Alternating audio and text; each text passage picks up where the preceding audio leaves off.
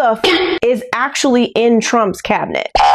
Not that cabinet. And why should you care? So let's talk about the question that everyone's asking, but nobody's answering. Are they actually qualified to be there? Or are we just living in the world's largest, loudest internship program? The current cabinet is basically a mashup of loyalists, billionaires, and talking heads. We're talking less seasoned public servants and more friends from TV and people who owe him favors. So we've got Stephen Miller whispering immigration policy into every ear that will listen in every corner of the government like it's fan fiction. J.D. Vance, the vice president, fresh from the Senate with zero executive experience, but plenty of political ambition, and a lineup of business execs and influencers whose resumes read like a LinkedIn scam ad. We can totally run the Department of Education because we once owned a gas station.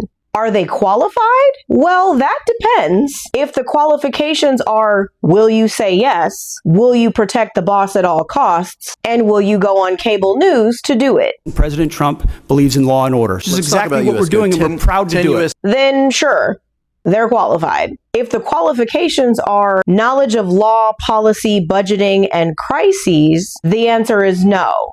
Not so much. Why should you care? Because these are the people managing national defense, housing, education, and healthcare. These are the people who decide if your kid's school gets funding, if your SNAP benefits get cut, and if foreign policy goes sideways. It's not just Trump pulling the strings. You sure about that? His cabinet is holding the scissors. A cabinet full of loyalists isn't just bad management, it's dangerous. There's no pushback. No one is saying this policy is unconstitutional or that plan will tank the economy. It becomes an echo chamber. And when that happens, mistakes don't get caught, they get multiplied. Don't just focus on the president. Hey, relax, guy. I'm just your average Joe. Take a rest. He does put on quite a show. Look at who's running the agencies.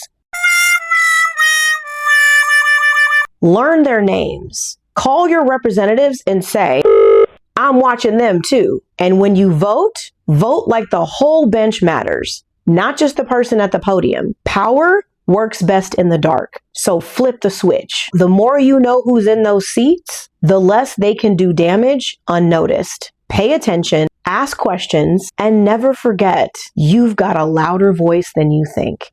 Peace, y'all.